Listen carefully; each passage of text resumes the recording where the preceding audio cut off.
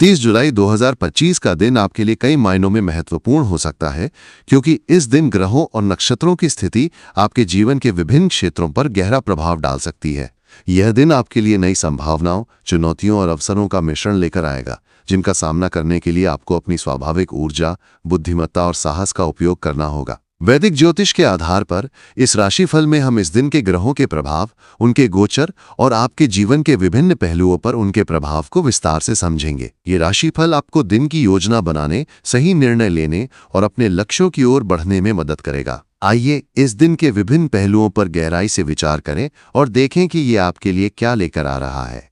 सबसे पहले हम इस दिन की ग्रह स्थिति पर नजर डालते हैं, जो आपके लिए महत्वपूर्ण होगी। इस दिन सूर्य, जो आत्मविश्वास, ऊर्जा और नेतृत्व का प्रतीक है, आपके पंचम भाव में गोचर करेगा। पंचम भाव रचनात्मकता, प्रेम, संतान और बौद्धिक कार्यों से संबंधित होता है। सूर्य की यह स्थिति आपके लिए रचनात्मक और बौद्धिक क्षेत्रों में प्रगति का संकेत देती है। आप इस दिन अपनी रचनात्मकता को व्यक्त करने में सक्षम होंगे, चाहे वो कला, लेखन या किसी अन्य रचनात्मक कार्य के माध्यम से हो। हालांकि सूर्य की प्रबल ऊर्जा कभी-कभी आपको आत्मकेंद्रित या अहंकारी बना सकती है, इसलिए इस दिन दूसरों के प्रति संवेदनशील रहना महत्वपूर्ण होगा। मंगल, जो ऊर्जा, साहस और कार्यक्षमता का कारक ग्रह है, इस दिन आपके छठे भाव में होगा। छठा भाव शत्रुओं, प्रतिस्पर्धा, स्वास्थ्य और संघर्ष से संबंधित होता है। मंगल की ये स्थिति आपको कार्य क्षेत्र में ऊर्जावान और प्रतिस्पर्धी बनाएगी, लेकिन ये भी संभव है कि आपको अपने विरोधियों या सहकर्मियों के साथ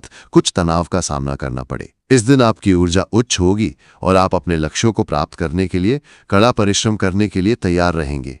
बुध, जो संचार, बुद्धि और व्यापार का प्रतीक है, इस दिन आपके चतुर्थ भाव में गोचर करेगा। चतुर्थ भाव घर, परिवार, माता और सुख सुविधाओं से संबंधित होता है। बुध की ये स्थिति आपके पारिवारिक जीवन में संचार को मजबूत करेगी और आपको घरेलू मामलों में सकारात्मक बदलाव लाने का अवसर देगी। यदि आप कोई संपत्ति खरीदने, घर की मरम्मत करने या परिवार के साथ समय बिताने की योजना बना रहे हैं, तो ये दिन इसके लिए अनुकूल हो सकता है। हालांकि किसी भी बड़े निर्णय से पहले सभी दस्तावेजों और विवरणों की सावधानीपूर्वक जांच करना जरूरी होगा। गुरु, बृहस्पति, जो ज्ञान, समृद्धि और भाग्य का प्रतीक है, इस दिन आपके तृतीय भाव में होगा। तृतीय भाव साहस, भाई बहन, संचार और छोटी यात्राओं से संबंधित होता है। गुरु की ये स्थिति आपके लिए भाग्यशाली साबित होगी और आपके साहस और आत्मविश्वास को बढ़ाएगी। ये दिन नई योजनाएं शुरू करने, अपने विचारों को दूसरों के सामने प्रभावी ढंग से प्रस्तुत करने या छोटी यात्राओं पर जाने के लिए अनुकूल रहेगा। शनि, जो कर्म, अनुशासन और दीर्घकालिक योजनाओं का ग्रह है, इस दिन आपके 12वें भाव में गोचर करेगा। 12वां भाव खर्च, विदेश यात्रा, आध्यात्मिकता और एकांत से संबंधित होता है। शनि की ये स्थिति आपको अपने खर्चों पर नियंत्रण रखने की सलाह देती है, क्योंकि अनावश्यक खर्च आपके बजट को प्रभावित कर सकते हैं। साथ ही ये दिन आध्यात्मिक गतिविधियों में शामिल होने, ध्यान करने या अपने मन को शांत करने के लिए उपयुक्त होगा। राहु और केतु, जो क्रमशः 11वें और 5वें भाव में होंगे, आपके सामाजिक दायरे और रचनात्मकता पर प्रभाव डालेंगे। राहु आपके सामाजिक नेटवर्क को बढ़ाने में मदद करेगा, जिससे आप नए लोगों से मिल सकते हैं और अपने सामाजिक दायरे का विस्तार कर सकते हैं। वहीं केतु का पंचम भाव में गोचर आपके प्रेम जीवन और रचनात्मक कार्यों में कुछ भ्रम या अनिश्चितता पैदा कर सकता है। इस दिन आपको अपनी भावनाओं को स्पष्ट रूप से व्यक्त करने और गलत फहमियों से बचने की आवश्यकता होगी।